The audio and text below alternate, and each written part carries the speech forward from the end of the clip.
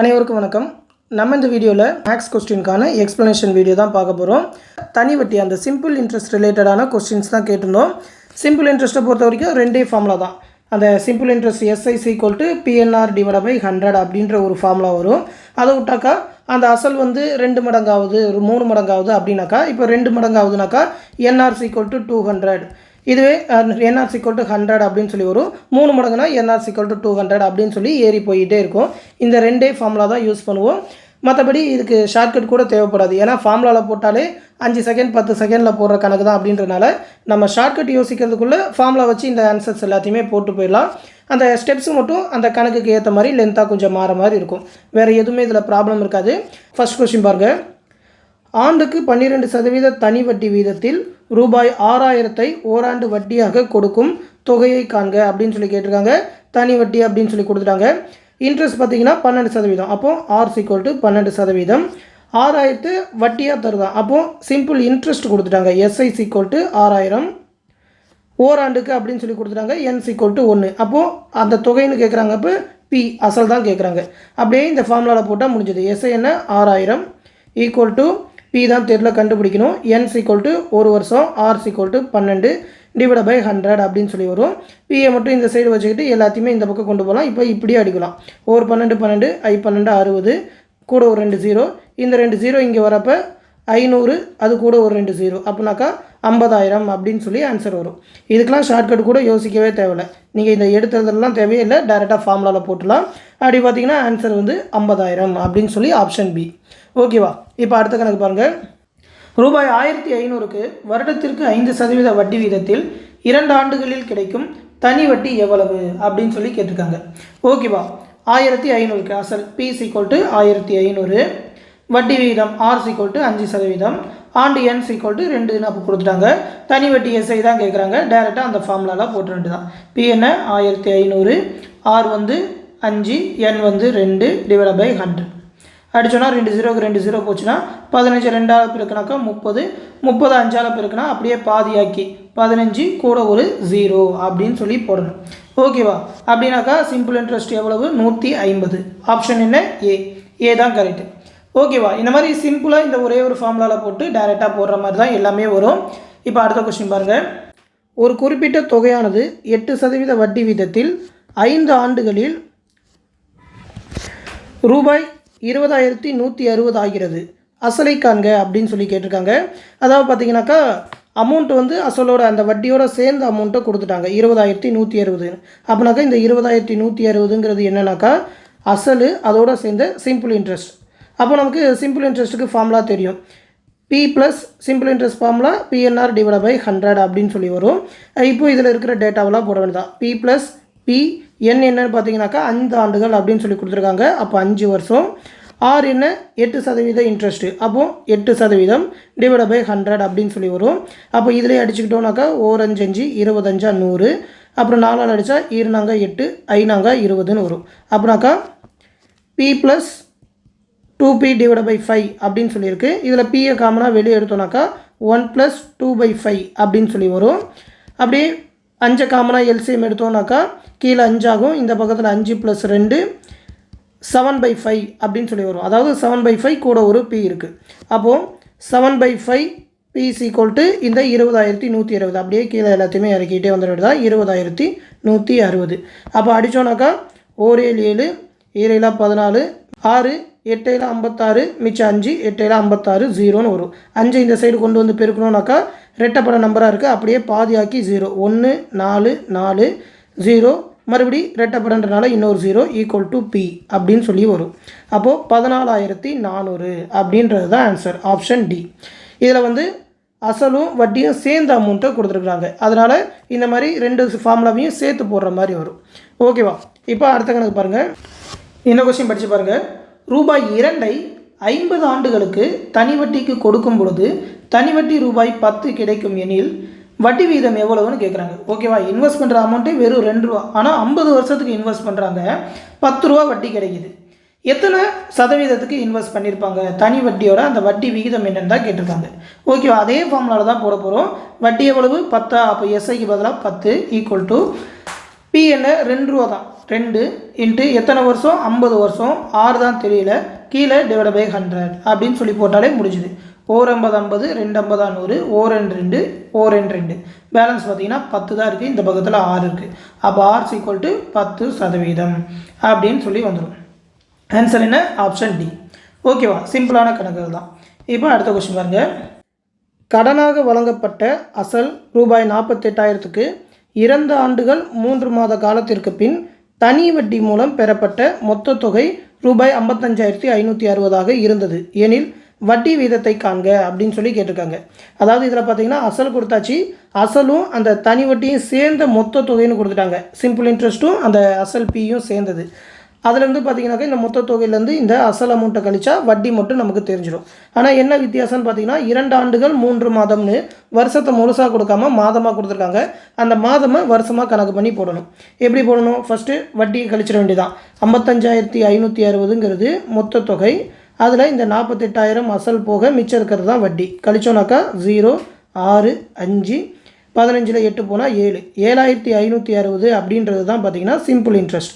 அப்போ simple interest ஃபார்முலாவில் போடலாம். 7,560 பிஎன்ஆர் டிவைட் பை 100 தானே. அப்போ பி வந்து 48,000. எண்ணுக்கு பதிலாக இந்த 2 ஆண்டுகள் 3 மாதம்னு போடணும். 2 வருஷம்னு முழுசாக கொடுத்துட்டாங்க. 3 மாதத்தை வருஷமாக மாற்றோம்னா அந்த மாதத்தை 12 மாதத்தால் அடிக்கணும். அடித்தாக்கா 1/4 வரும். அப்போது 2 1/4ன்னு இருக்கும். அதை முழுசாக மாற்றோம்னா கீழே பெருக்கி மேலே கொட்டணும். 8 + 1 9/4ன்னு வரும். அப்போ 9/4ங்கிறது எண்ணு. வட்டி வீதம் 6 தான் கேட்குறாங்க. 6 டிவைட் பை 100. அப்போ அடித்தோன்னா இந்த 2 0க்கு இந்த 2 0 போச்சு. 1 4 4 1 4 4 இருந்தாங்க 8 0ன்னு வரும். இந்த 0க்கு இந்த 0 போயிட்டு 12 12ஆலேயே டைரெக்டாக அடிக்கலாம். 1 12 12 6 12 72 மிச்சம் 3 36 3 12 36ன்னு வரும். அப்போ 1 9 9 7 9 63ன்னு வரும். அப்போ R என்ன? 7%. ஓகேவா? R = 7% வரும். அப்போ ஆப்ஷன் பார்த்தீங்கன்னா ஏ தான் ஆன்சர். இதில் வந்து அந்த வருஷம் மட்டும் வித்தியாசமாக கொடுத்துருக்காங்க. அதை மட்டும் நம்ம கணக்கு பண்ணி போடணும் மாதத்தை. இந்த கொஸ்டின் படித்து பாருங்கள்.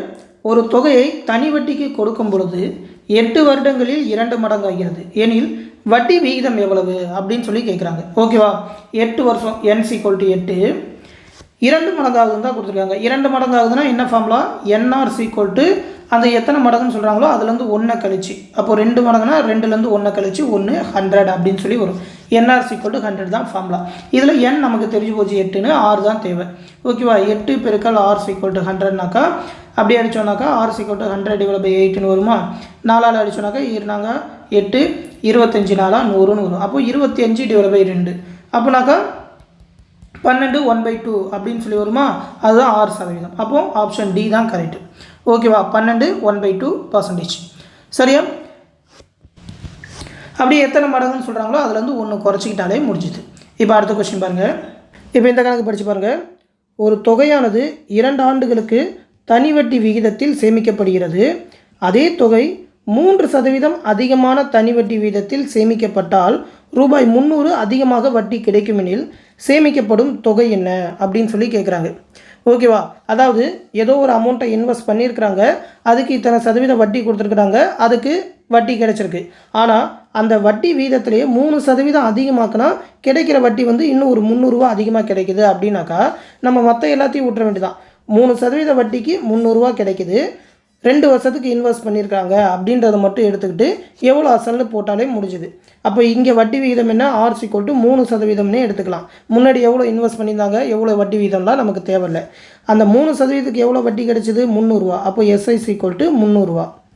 எத்தனை வருஷத்துக்கு? 2 வருஷத்துக்கு. அப்போ n = 2ன்னு தெரிஞ்சு போச்சு.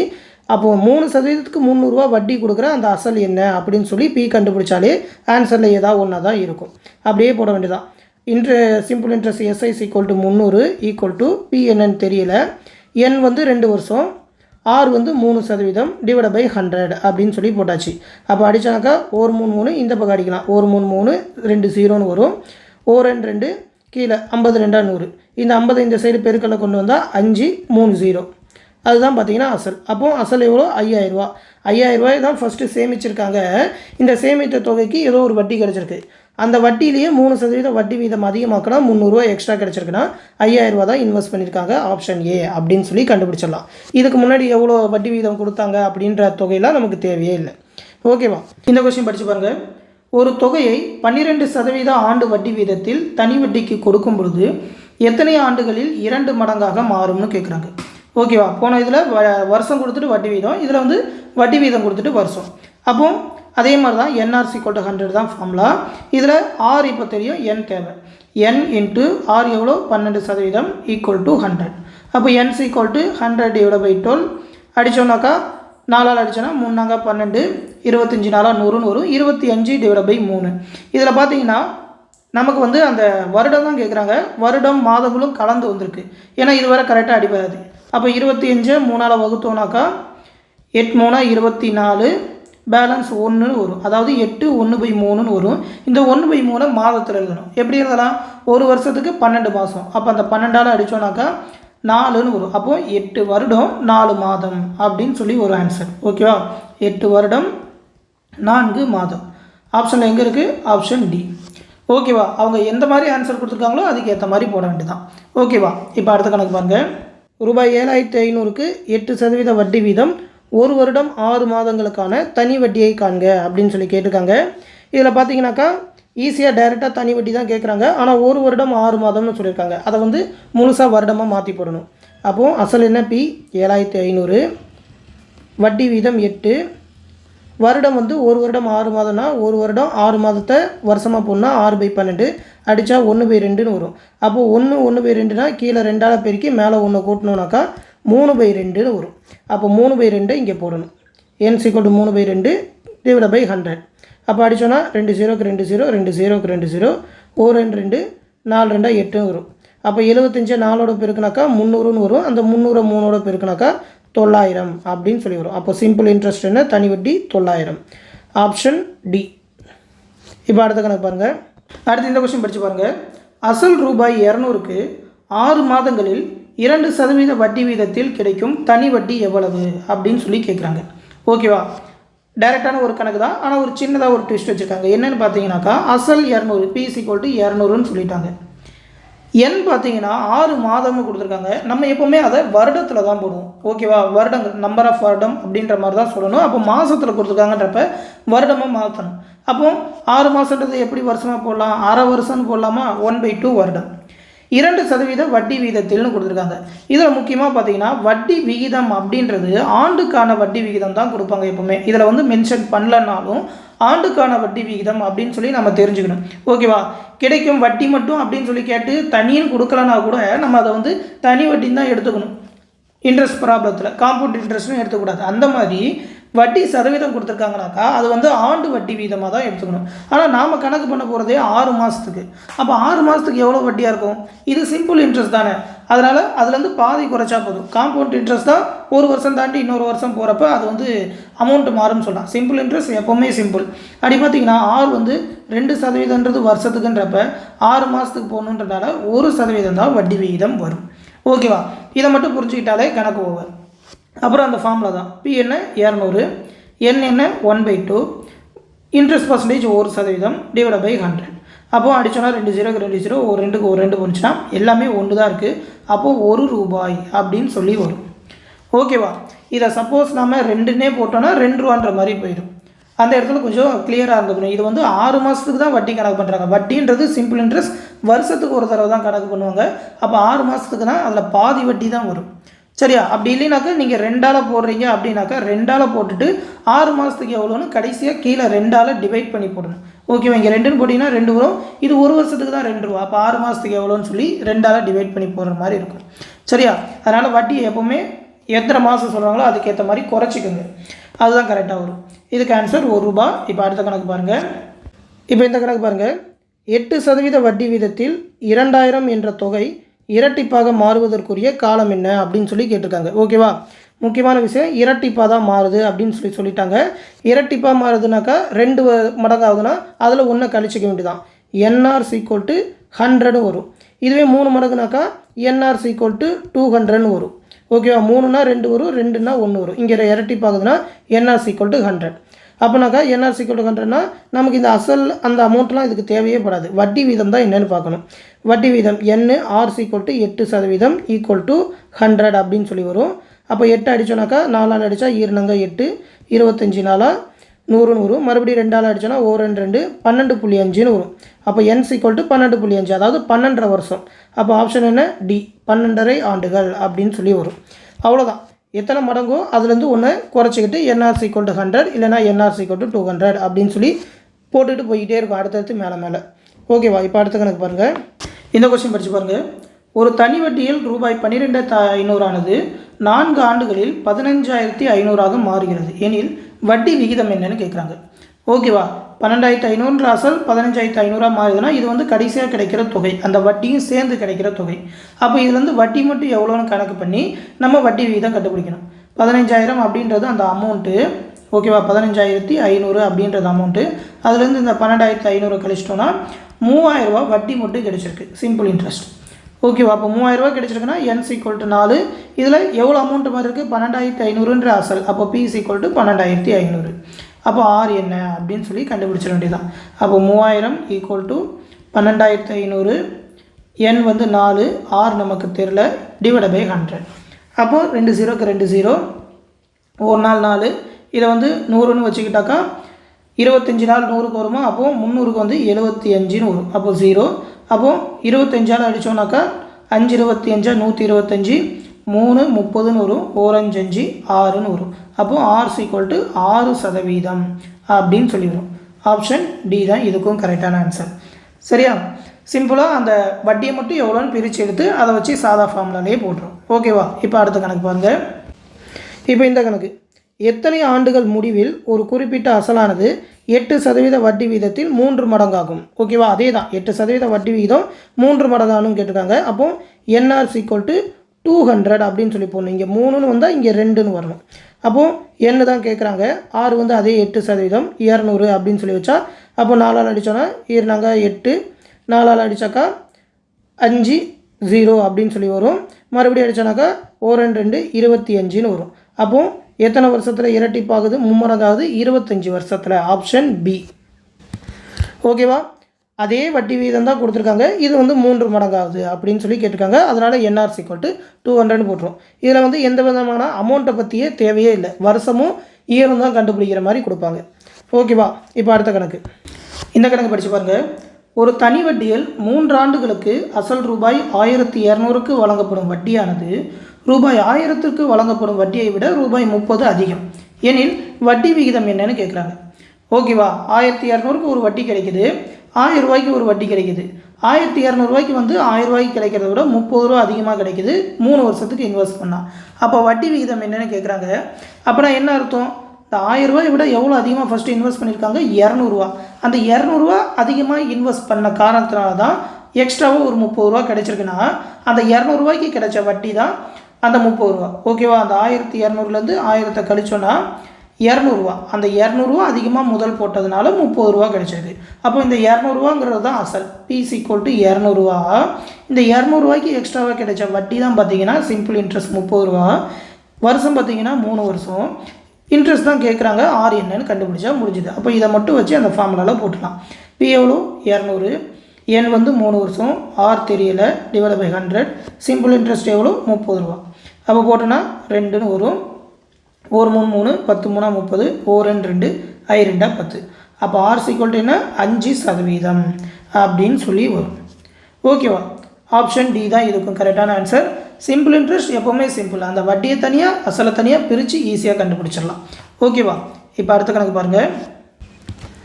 இப்போ இந்த கணக்கு பாருங்கள். குறிப்பிட்ட தனி வட்டி வீதத்தில் ரூபாய் 800 ஆனது 3 ஆண்டுகளில் ரூபாய் 956 உயர்கிறது. தனி வட்டி வீதத்தை 4% அதிகரிப்பதால் 3 ஆண்டுகளுக்கு பின் ரூபாய் 800 மதிப்பு எந்த தொகையாக மாறும் அப்படின்னு சொல்லி கேட்டிருக்காங்க. ஓகேவா? ஃபஸ்ட்டு அந்த 800 ரூபா 956 மாறுது, 4% இன்ட்ரெஸ்ட்டு 3 வருஷம்னு கொடுத்துட்டாங்க. ஓகேவா? 4% இன்ட்ரெஸ்ட் இல்லை, இன்ட்ரெஸ்ட் கொடுக்கல, 3 ஆண்டுகளுக்குன்ட்டாங்க. மறுபடியும் ஒரு 4% இன்ட்ரெஸ்ட் மட்டும் அதிகரிக்கிறாங்க. அப்போ 800 ரூபா எவ்வளோவா மாறி இருக்கும் அந்த 4%த்தும் சேர்ந்தா அப்படின்னு சொல்லி கேட்டிருக்காங்க. இதை 2 வகையில் சால்வ் பண்ணுவாங்க. எப்படின்னு பார்த்தீங்கன்னா, ஃபஸ்ட்டு இந்த 800 ரூபா 956 மாறுதுன்னா எவ்வளோ வட்டி வந்திருக்குன்னு கழித்து பார்ப்பாங்க. கழிச்சா 956லேருந்து 800 போனாக்கா 156 ரூபா வந்திருக்கு. அப்போது 156 ரூபா வட்டி கிடச்சிருக்கு. அசல் பி என்ன? 800, வருஷம் வந்து 3 வருஷம், வட்டி விகிதம் என்னன்னு தெரியல 6, டிவைட் பை 100ன்னு போட்டாக்கா இதில் 6 மட்டும் தெரியலன்னு உடனே வட்டி வீதம் தெரியும். வட்டி வீதத்தை கண்டுபிடிச்சி அந்த வட்டி வீதத்தோடு இந்த 4% கூட்டி, ஓகேவா, அந்த கிடைக்கிற வட்டி வீதத்தோடு அந்த 4% கூட்டி இதுதான் இப்போ இருக்கிற வட்டி வீதம்னு பார்த்து அந்த 800க்கு புதிய வட்டி வீதத்துக்கு எவ்வளோன்னு கண்டுபிடிப்பாங்க. அது ஒரு மெத்தடு. அது வந்து சுத்து, அது அப்புறமா பார்ப்போம். அதுக்கு பதிலாக டேரெக்டாக இந்த 4% மட்டும் இந்த 800 ரூபாய்க்கு எவ்வளோ வட்டி கிடைக்குதுன்னு பார்த்து அந்த வட்டியை மட்டும் இந்த 956 கூட்டிக்கிட்டாக்கா நமக்கு இப்போ கூட்டினதுக்கப்புறம் கிடைக்கிற அமௌண்ட் எவ்வளோ அப்படின்னு சொல்லி கிடச்சிடும். ஏன்னா இது வந்து தனி வட்டி, அந்தந்த வட்டிக்கான அமௌண்ட்டை மட்டும் கண்டுபிடிச்சா போதும். அதாவது 800 ரூபா அசல், இப்போ 4% தானே அதிகரிக்கிறாங்க, 4% தான் இன்ட்ரெஸ்ட்டு. அதையும் 3 ஆண்டுகளுக்கு தான் சொல்லியிருக்காங்க, 3 வருஷம். டிவைட் பை 100ன்னு போட்டால் இதோட தனி வட்டி மட்டும் கிடைக்கும் இந்த 4%க்கு மட்டும். அப்போ 2 0க்கு 2 0 போச்சுனாக்கா 4 8 32 32 3 96ன்னு வரும். அப்போது சிம்பிள் இன்ட்ரெஸ்ட் இன்னும் ஒரு 96 ரூபா அதிகமாக போகுது. எதோட கிடைக்கக்கூடிய இந்த 956ஓட 96 ரூபா. அப்போ 956ஓட 96 ரூபாயை கூட்டினாக்கா 2 மிச்சம் 1 6 15 5 மிச்சம் 1 10 1052 ரூபா இப்போ கிடைக்கும் இந்த 4% ஏற்றினதுக்கப்புறம். அப்போ ஆப்ஷன் ஆன்சர் என்ன, 1052 அப்படின்னு சொல்லி வரும். இப்படியே டைரெக்டாக இதை மட்டுமே போட்டு கண்டுபிடிச்சிட்டு போயிடலாம். சிலர் வந்து இந்த மாதிரி 6 கண்டுபிடிக்க பார்ப்பாங்க. 6 கண்டுபிடிச்சா என்ன வரும், 6 கண்டுபிடிச்சோன்னாக்கா 2 0க்கு 2 0 அடித்ததுக்கப்புறம் 1 3 3 5 3 15 மிச்சம் 2. அப்போ 8 இருக்குன்றப்ப 4 அடித்தோன்னா 2 நாங்க 8 1 4 4 மிச்சம் 1 3 நாங்க 12. இங்கே 13 இருக்குது, இங்கே 2 இருக்குது, 6 இருக்குது. அப்போ 2 கீழே வந்தால் R = 13/2 6.5ன்னு வரும். அதாவது ஃபஸ்ட்டு 6% இன்ட்ரெஸ்ட்டுக்கு இன்வெஸ்ட் பண்ணதுனால இந்த 956 ரூபா கிடச்சிருக்கு. அதுக்கப்புறம் 4% ஏறுதுன்னா இந்த 6.5ஓட 4% ஏறுதுன்னா 10.5%க்கு இன்வெஸ்ட் பண்ணியிருப்பாங்க. அப்போது 800க்கு இந்த 10.5%க்கு 3 வருஷத்துக்கு இன்வெஸ்ட் பண்ணால் எவ்வளோ வந்திருக்குன்னு சொல்லி அந்த டோட்டல் அமௌண்ட் கண்டுபிடிக்கிற மாதிரி இருக்கும். அதுவும் இன்ட்ரெஸ்ட் கண்டுபிடிச்சி அதை கூட்டுற மாதிரி இருக்கும். அடித்தோன்னா 2 0க்கு 2 0. அப்போது இது எல்லாத்தையுமே பெருக்க வேண்டியதான். 3 8 24, இதை ஒரு 105ஓட பெருக்க வேண்டியதான். பெருக்கினாக்கா 5 நாங்க 20, 1 நாள் 4, 5 2 10 மிச்சம் 1 1 1 2ன்னு வரும். 0 2 5 2ன்னு வரும். 252 ரூபா கூடணும். 252 ரூபா இன்ட்ரெஸ்ட் மட்டும், சிம்பிள் இன்ட்ரெஸ்ட் மட்டும். இந்த 252 இந்த 800ஓடு கூட்டணுனாக்கா 800 + 252 கூட்டினோன்னா 1052ன்னு வரும். அதே ஆன்சர் தான் இங்கே வரப்போகுது. ஆனால் இவ்வளோ பெரிய ஸ்டெப்பு போடுற மாதிரி இருக்கும். நமக்கு அந்த 4%க்கு மட்டும் தேவைன்னு இதை மட்டும் கண்டுபிடிச்சி போட்டு போயிடலாம். இதான் ஷார்ட்கட்டாக போகிறது. ஓகேவா, இந்த கணக்கு படித்து பாருங்கள். ஒரு குறிப்பிட்ட அசல் தொகையானது தனி வட்டியில் 3 ஆண்டுகளில் ரூபாய் 815ஆகவும் 4 ஆண்டுகளில் ரூபாய் 854ஆகவும் மாறுகிறது எனில் அசல் எவ்வளவுன்னு கேட்குறாங்க. ஓகேவா, ஏதோ ஒரு அமௌண்ட் இன்வெஸ்ட் பண்ணியிருக்காங்க, அந்த அசல் தான் கேட்குறாங்க. வட்டி விகிதமும் கொடுக்கல. 3 வருஷத்தில் 815 ரூபாயாக மாறிடுமா? எப்படி, ஒரு அசலோட வட்டி சேர்ந்து 815 ரூபா மாறிடும். இதுவே கூட ஒரு வருஷம் 4 வருஷமாக இன்வெஸ்ட் பண்ணால் 854ஆக மாறிடுமா? அப்போ அசல் எவ்வளோன்னு கேட்குறாங்க. இதை எப்படி கண்டுபிடிக்கலான்னா 3 வருஷத்துக்கு 815, 4 வருஷத்துக்கு 854னா அந்த 4 வருஷம் அமௌண்ட்லேருந்து 3வது வருஷத்தை கழிச்சா அந்த ஒரு வருஷத்துக்கான வட்டி கிடைச்சிருமா? அப்போ தனி வட்டி தான் மாறவே மாறாது. அந்த ஒரு வருஷம் வட்டியை வச்சு 3 வருஷத்துக்கோ இல்லை 4 வருஷத்துக்கோ கண்டுபிடிச்சி 3 வருஷத்தில் 815 மாறுதுன்னா அந்த வட்டியை மட்டும் கழிச்சு விட்டுட்டு அசல் எவ்வளோ இருந்திருக்கும் அப்படின்னு சொல்லி கண்டுபிடிக்கலாம். ஓகேவா, 4 வருஷத்தில் 854 மாறுது, 3 வருஷத்தில் 815 மாறுது. அப்போ இதுக்கு எவ்வளோ வித்தியாசம்? 14ல் 5 போனாக்கா 9, 4ல் 1 போனால் 3, 8ல் 8 போனால் 0. அப்போது ஒரு வருஷத்துக்கு பார்த்தீங்கன்னா 39 ரூபா வட்டி கிடைக்குது. ஓகேவா, தனி வட்டியில் வட்டி அமௌண்ட் மாறவே போகிறதில்ல. அப்போ ஒரு வருஷத்துக்கு 39 ரூபா கிடைக்குதுன்னா 3 வருஷத்துக்கு எவ்வளோ கிடைச்சிருக்கும்? 9 27 மிச்சம் 2 3 9 2 11 117 ரூபா 3 வருஷத்துக்கு வட்டி கிடைச்சிருக்கும். 3 வருஷத்தில் அமௌண்ட்டு தான் 815 மாறுது இல்லை. அப்போ அந்த 815லேருந்து கிடைச்ச இந்த 3 வருஷம் வட்டியை மட்டும் கழிச்சிட்டா அசல் மட்டும் தெரிஞ்சிருமா? அப்போ அந்த 815லேருந்து 3 வருஷம் வட்டி 117 கழிச்சா 15ல் 7 போனால் 8, 10 9ல் 1 போனால் 10ல் 1 போனால் 9, 7ல் 1 போனால் 6, 698ன்னு வரும். அப்போ அந்த 698 ரூபான்ற அமௌண்ட்டு தான் 3 வருஷத்தில் 815ஆகவும் 854 4 வருஷத்துலேயும் மாறி இருக்குது. அப்போ இதுக்கு ஆன்சர் என்ன? 698. ஆப்ஷன் சி தான் கரெக்டு. ஓகேவா, வட்டியை மட்டுமே வச்சுக்கிட்டு இன்ட்ரெஸ்ட் ரேட்டு தெரியாமலே கண்டுபிடிக்கலாம் தனி வட்டியில் தான். ஏன்னா பார்த்தீங்கன்னா தனி வட்டிக்கு வட்டி அமௌண்ட் மாறாது. ஓகேவா, இப்போ அடுத்த கணக்கு பாருங்கள். இப்போ இந்த கணக்கு பாருங்கள். அமலா ரூபாய் 6000 முதலீடு செய்கிறார். இதில் முதல் ஆண்டில் 4% வட்டியும், 2ஆம் ஆண்டில் 5% வட்டியும், 3ஆம் ஆண்டில் 10% வட்டியும் கிடைக்கும் எனில் 3ஆம் ஆண்டின் முடிவில் அமலா பெறும் தொகை யாது அப்படின்னு சொல்லி கேட்டிருக்காங்க. இந்த கணக்கில் ஒரு ட்விஸ்ட் என்னென்னு பார்த்தீங்கன்னா, இதை வந்து தனி வட்டியில் இன்வெஸ்ட் பண்ணியிருக்காங்களா, கூட்டு வட்டியில் இன்வெஸ்ட் பண்ணியிருக்காங்களான்னு கணக்கில் சொல்லவே இல்லை. நம்ம தான் கண்டுபிடிக்கணும். எப்படின்னா, தனி வட்டி முறையில் போட்டு அதுக்கான ஆன்சர் சாய்ஸில் இருந்ததுனாக்கா அதை போட்டு போயிடலாம். ஆனால் அந்த சாய்ஸில் வரலை அப்படின்னாக்கா மறுபடியும் கூட்டு வட்டியில் போடணும். தனி வட்டியில் போடுறப்ப நமக்கு பிரச்சனையே இல்லை. வட்டி மட்டும் தான் பார்க்கணும். வருஷத்தில் 4%னா அந்த 4%க்கு மட்டும் இன்ட்ரெஸ்ட் கிடைக்கும். அடுத்து அந்த வட்டி போய் அசலோடு சேர போகிறதில்ல தனி வட்டியில். அதே 6000க்கு தான் 2ஆவது வருஷத்தில் 5% கிடைக்க போகுது. மறுபடியும் அந்த வட்டியை மட்டும் தனியாக வச்சுக்கிட்டு அதே 6000க்கு தான் 3ஆம் ஆண்டுக்கு 10% கிடைக்க போகுது. அப்போ வட்டியை மட்டும் கூட்டி மொத்தமாக கண்டுபிடிச்சா முடிஞ்சுது. இது ஒரு 4%, இது ஒரு 5%, இது ஒரு 10%னா 10 + 5 + 4 19%. இந்த 19%க்கு இந்த 6000க்கு எவ்வளோ வட்டி கிடைக்குதுன்னு பார்த்தாலே முடிஞ்சுது. 6000 அசல், 19% வருஷம் தேவையில்லை. எல்லாமே ஒரு வருஷன்றனால 1ன்னு தான் போட போகிறோம். ஒரு வருஷத்துக்கு தான் /100. ஏன்னா 3 வருஷம் கொடுத்துருக்காங்களேனாக்கா வட்டி தனித்தனியாக ஒரு வருஷத்துக்கு தான் கணக்கு பண்ணுறாங்க. அதனால் 1ன்னு போட்டு கண்டுபிடிக்க வேண்டியதான். 2 0க்கு 2 0 போணுச்சுன்னா 60 19ன்னு வரும். 6 19ஓட பெருக்குனாக்கா 6 9 54 மிச்சம் 5 1 6 6 1 11 0ன்னு வரும். 1140 ரூபா தான் வட்டி வரணும். இந்த 6000தோட சேர்த்தோன்னா 7140 ரூபா வட்டி வந்திருக்கணும். இந்த ஆன்சர் வந்து சாய்ஸில் இருக்கான்னு பார்த்தா 4 சாய்ஸுமே கிடையாது. அப்படின்னாக்கா இதை வந்து அவங்க தனி வட்டி முறையில் அப்ளை பண்ணலை. என்ன பண்ணுறாங்கனாக்கா கூட்டு வட்டியில் பண்ணுறாங்க. அதாவது ஒவ்வொரு வருஷமும் அந்தந்த வட்டிக்கு கிடைச்ச அமௌண்ட்டை அசலோடு சேர்த்துக்கிட்டு அதுக்கப்புறம் அடுத்த வருஷம் அடுத்த வட்டியோடு சேர்கிறதுக்கு பேர் தான் கூட்டு வட்டி. அப்போது 6000க்கு முதல் வருஷம் 4% வட்டினா 4%க்கு ஒரு வருஷம் தான் கணக்கு. ஏன்னா பார்த்தீங்கன்னா ஒவ்வொரு தடவையும் ஒரு ஆண்டுக்கு தான் கணக்கு பண்ணுறாங்க. அப்போது ஒரு வருஷத்துக்கு /100 எவ்வளோ வட்டி கிடைக்குதுன்னு பார்க்கணும். 2 0க்கு 2 0 போணுச்சுன்னா 6 4 24 0 210 ரூபா முதல் வருஷம் வட்டி கிடச்சிருக்கும். இந்த வட்டி போய் அசல் அமௌண்ட்டோடு சேர்ந்துருக்கும். எதோட இந்த 6000தோடு சேர்ந்துருக்கும். அப்போ 6000தோட இந்த 240 கூட்டினா 6240ன்னு வந்திருக்கும். இந்த 6240க்கு தான் 2ஆவது வருஷத்துக்கு 5% வட்டிக்கு இன்வெஸ்ட் பண்ணியிருக்காங்க.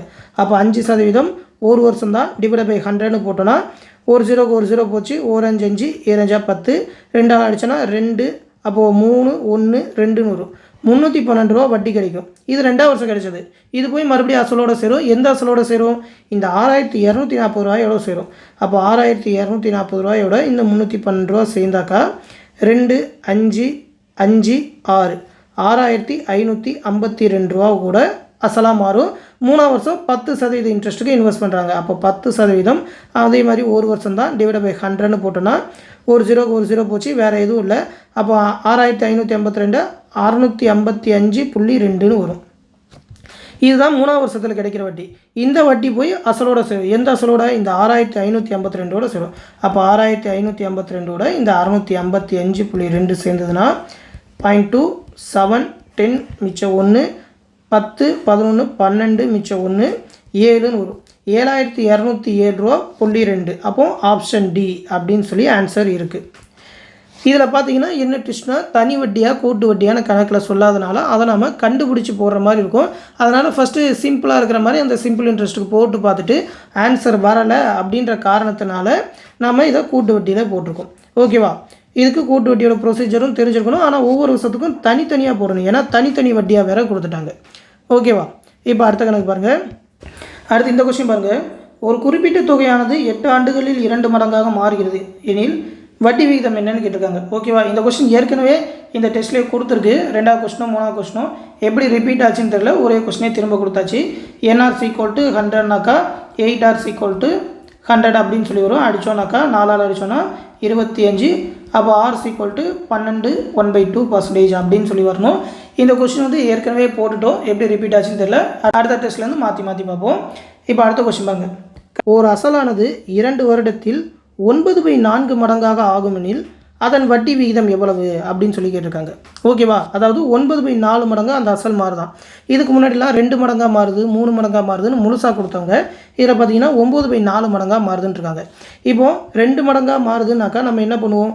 NR = இதில் வந்து 1 கழித்து போடுவோம். 1 கழித்து 1ன்னு போட்டு அதை 100ஓட பெருக்கி 100ன்னு போடுவோம். 3 மடங்காக மாறுதுனாக்கா என்ஆர்ஸ் ஈக்குவல் டு இதில் 1 கழிச்சு 3னா 2ன்னு போட்டு அதோட 100 பெருக்கி 200ன்னு போடுவோம். இப்போது 9/4 மடங்காக மாறுதுன்னு சொன்னால் என்ஆர்ஸ் ஈக்குவல் டு இந்த 9/4லேருந்து 1 கழிக்கணும். 9/4லேருந்து 1 கழிச்சாக்கா 4 இங்கே போணுச்சுனாக்கா 5/4ன்னு வரும். ஓகேவா? அப்போது 5/4 அதோட 1 2 0 சேர்க்கணும். இதோட 2 0 சேர்த்தா அர்த்தம் இல்லாமல் போகணும். மேலே 2 0 சேர்க்கணும். அப்படின்னா தனியாக 100ன்னு போட்டுக்கலாம். அப்போ என்ஆர்ஸ் ஈக்குவல் டு 5/4 × 100ல் போடணும். அப்போ என்ஆர்ஸ் ஈக்குவல் டு 5/4 × 100. இதில் என்ன டேட்டா இருக்குது? எண் மட்டும் இருக்குது, 2 வருஷத்துலன்னு கொடுத்துருக்காங்க. அப்போது 2 × 6 5/4 × 100ன்னு வரும். அப்போது அடித்தாக்கா 1 நாள் 4 25 நாளாக 100ன்னு வரும். அப்போது பெருக்கணுனாக்கா 5 25 125 6 மட்டும் வச்சுக்கிட்டு 2 கீழே கொண்டு வந்துட வேண்டியதான். அப்போ அடித்தோன்னாக்கா 6 62 1/2ன்னு வரும். 62.5% வட்டி வீதத்தில் அவங்க இன்வெஸ்ட் பண்ணியிருக்காங்க அப்படின்னு சொல்லி அர்த்தம். அப்போ ஆப்ஷன் என்ன? ஆப்ஷன் சி 62.5% அப்படின்னு சொல்லி போட்ட வேண்டியதான். ஓகேவா? எது கொடுக்குறாங்களோ அதுலேருந்து 1 கழிச்சு அதோட 100 பெருக்கிக்கணும். கடைசி கொஸ்டின், எந்த வட்டி விகிதத்தில் ஒரு குறிப்பிட்ட தொகையானது தனி வட்டியில் 15 ஆண்டுகளில் 4 மடங்காக மாறும்னு கேட்டிருக்காங்க. ஓகேவா? போன கணக்கே மாதிரி தான் இது 4 மடங்காக மாறு தான். ஒன்றில் ஃபார்முலா என்ஆர்ஸ் ஈக்குவல் டு 4 மடங்காக மாறுதுன்னா 4ல் 1 போனால் 3 அதோட 2 0 300 அப்படின்னு சொல்லி போட்டாலே ஃபார்முலா முடிஞ்சுது. எத்தனை வருஷத்தில்? 15 வருஷத்தில். அப்போது 15 × ஆர்ஸ் ஈக்குவல் டு 300. வட்டி விகிதம் தான் எப்படியும் கேட்பாங்க, வேறு எதுவுமே இதில் கேட்க முடியாது. அப்போ ஆர் என்ன? 15 15 2 0ன்னு வரும். ஆர்ஸ் ஈக்குவல் டு 20% அப்படின்னு சொல்லி வரும். ஓகேவா? அப்போ இதுக்கு ஆன்சர் என்ன? ஆப்ஷன் டி தான். எப்படியோ ஒரு கொஷின் மட்டும் ரிப்பீட் ஆகிருக்கு. இந்த கொஷின் எல்லாத்தையுமே போட்டு பாருங்கள். அடுத்தடுத்த வீடியோவில் அடுத்தடுத்த அப்டேட் பார்ப்போம். நன்றி.